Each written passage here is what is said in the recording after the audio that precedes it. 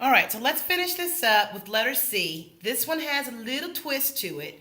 We're talking about perfect square trinomials where I'm telling you that you have to have a perfect square in the back, perfect square in the front, and then your middle term is doubled. Okay, but look at letter C for a minute. We've got a problem because 2 is not a perfect square. Because if you've did your table on the front, you'll see 2 is not a perfect square. 50 is not either. So if I'm telling you that this is one of your special cases, we've got to figure out what went wrong. Now, what I suggest to you is that you take out a GCF. When you're looking at a trinomial and they're like, it's not following the pattern, and I know it's supposed to because when teacher said this is a special case, then your next mode of action is to say, let me take out a GCF. So that's what we're going to do first. Take out the GCF first. All right, so write that down.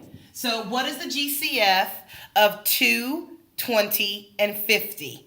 Hopefully you know it's 2. That's the only number, the greatest number they have in common. So if my GCF is 2, you need to be able to tell me what's left. What goes in the parentheses? Well, if I have 2, what's left is a y squared. That would help me get the 2y squared. If I want to get the negative 20y, that would be a negative 10y in the middle. And if I want to get 50, well, 50 divided by 2 is 25. There is what's left, and hopefully you'll see that's your perfect square trinomial.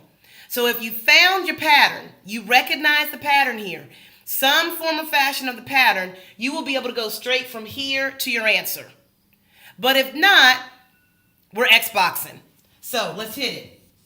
Here's your Xbox, here's your box here.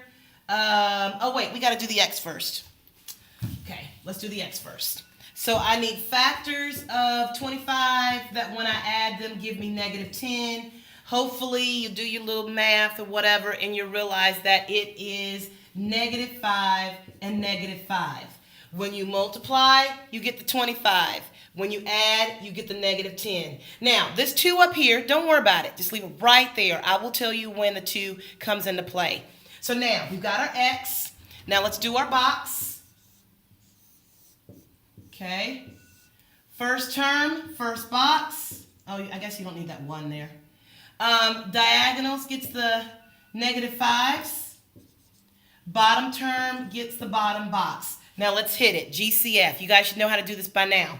Between 1 and 5, the GCF is 1. Between my y's, the GCF is y.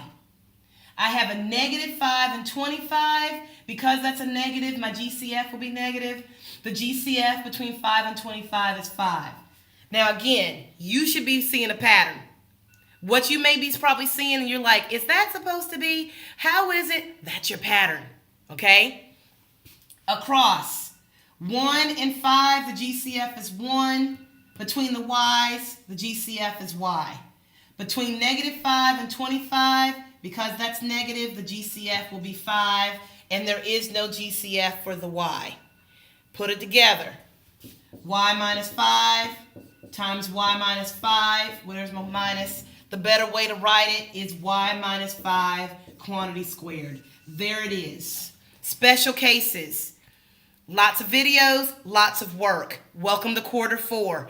Make sure if you have any questions, you ask me, especially before you do your math.